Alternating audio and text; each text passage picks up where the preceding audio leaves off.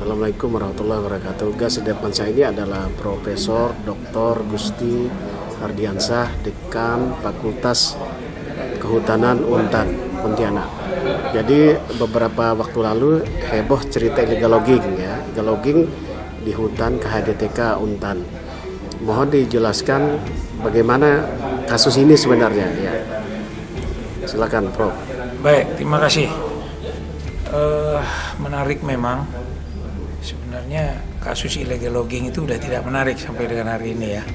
Tapi karena kejadian ini terkait dengan backing ya, aparat yang terlibat, jadi mau tidak mau barang ini harus kita angkat kembali.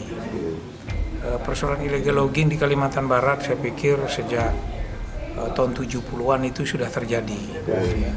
Banyak operasi-operasi juga sudah dilakukan pemerintah, termasuk operasi Wana Laga, Wana Bahari, Wana Lestari, dan seterusnya. Nah, adalah kawasan hutan pendidikan dengan tujuan khusus di Universitas Tanjung Pura yang diberikan oleh waktu itu Bu Menteri Siti Nurbaya tahun 2016, tepatnya bulan Agustus, ya kurang lebih sudah 4 tahun. Memang belum banyak barangkali yang kita lakukan di wilayah seluas hampir 20.000 hektar tersebut. Ya, paling tidak basis untuk Tridharma perguruan tinggi dalam konteks penelitian, ya, pendidikan, latihan, pengabdian pada masyarakat untuk di 11 desa yang ada di sekitar wilayah hutan itu sudah kita lakukan. Beberapa juga patroli sudah kita lakukan. Nah, hanya memang sejak akhir 2019 ya itu memang ada patroli bersama antara Fakultas Kehutanan, Spors, KPH menemukanlah illegal logging, illegal sawmill di sepanjang Sungai Segedong. Nah, Sungai Segedong itu di Kabupaten Mempawah. Nah, karena kawasan kami ini ada 3 kabupaten, ada Kabupaten Mempawah, Kabupaten Landak, dan Kabupaten Kuburaya. Nah, akhirnya di akhir Desember 2019 kita mendapatkan itu, kemudian kita menggunakan operasi yang agak lebih besar dengan melibatkan multi stakeholder. Di Januari 2020 itu sempat diadakan penangkapan, bahkan situs-situs rumah-rumah illegal loggers ya, di sepanjang sungai, pondok-pondok itu barang-barang bukti sempat kita kita habisilah ya. Dan kita sempat minta komitmen juga untuk pelaku-pelaku itu membuat pernyataan untuk tidak melakukan kembali. Namun makin berkembang setelah ada modus baru ya. Jadi yang tadi illegal loggers ini membawa isu koperasi, bagi-bagi lahan, bekerja sama dengan illegal sawmill. Jadi nanti bagi masyarakat yang mau lahan 2 hektar di kawasan hutan produksi tersebut, mereka akan memberikan semacam sertifikat tanda kutip. Nah, lahannya diberikan tapi kayunya mereka yang ambil. Padahal ini wilayah hutan produksi. Nah, ini makin berkembang setelah illegal loggers yang terperiksa terakhir di Januari 2020 itu mengadakan MOU kerjasama. Artinya ada hibah lahan.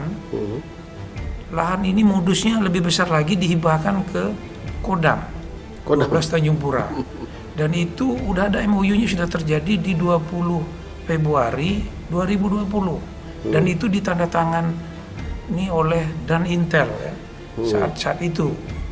Nah, jadi ini sederhana aja analisisnya ya, sehingga illegal loggers itu tidak dicek lagi oleh Kodam siapa di belakang ini ya. Bahkan udah pernah diperiksa oleh Spors, Gakum, LHK, malah bekerja sama. Modusnya walaupun hanya 60 hektar itu mau dihibahkan ke Kodam. Dan itu sudah terjadi. Nah, kemudian berkembanglah sejak Februari, April, Maret itu makin marak illegal loggers di sepanjang sungai dan mengarah ke hulunya itu di hutan pendidikan. Nah, yang dijarah itu hutan pendidikan kami. Nah, akhirnya kami melaporkan kepala instansi terkait, kepala Dinas Kehutanan LHK Kalimantan Barat. Kemudian diambillah inisiatif untuk berapat dan membentuk operasi gabungan di bulan Juni ya, tanggal 23 tepatnya tim itu turun. Rapatnya tanggal 19 Juni, tanggal 23 itu tim turun. Nah, pada saat tim turun ini yang menarik, banyak sekali dapat barang bukti tersangka. Bahkan tanggal 24 itu hampir saja terjadi tembak-menembak di malam itu karena ada oknum terduga aparat yang membawa turun pelaku illegal loggers ini. Dan ini adalah satu petunjuk ya, yang keterlibatan aparat ini bukan lagi kita main pola, aparatnya menebang pohon, memikul kayu, tidak. Jadi ada indikasi aparat itu juga yang membawa semacam logistik, semacam rombongannya lah. Nah, pada saat mungkin kita operasi gabungan bocor, nah sempat dibawa pulang gitu. Di saat itulah kita juga menangkap, dan itu terjadi di lapangan. Ya, saya pikir tidak perlu lagi lah kita melihat bukti-bukti yang ada sudah jelas, data-data pun sudah ada. Tapi intinya begini, ya namanya kalau keterlibatan aparat, oknum, apalagi yang baju hijau, kita berharap polisi baju hijau atau baju coklat, siapapun yang terlibat ini bertindak. Ya, tentulah harus lebih independen. Ya, karena kami yang sipil ini hanya bisa melaporkan. Kalaupun itu terkena yang sipil, masyarakat sipil, apalagi pendatang dari luar, yaitu kita serahkan ke kepolisian, ke Spors. Ya.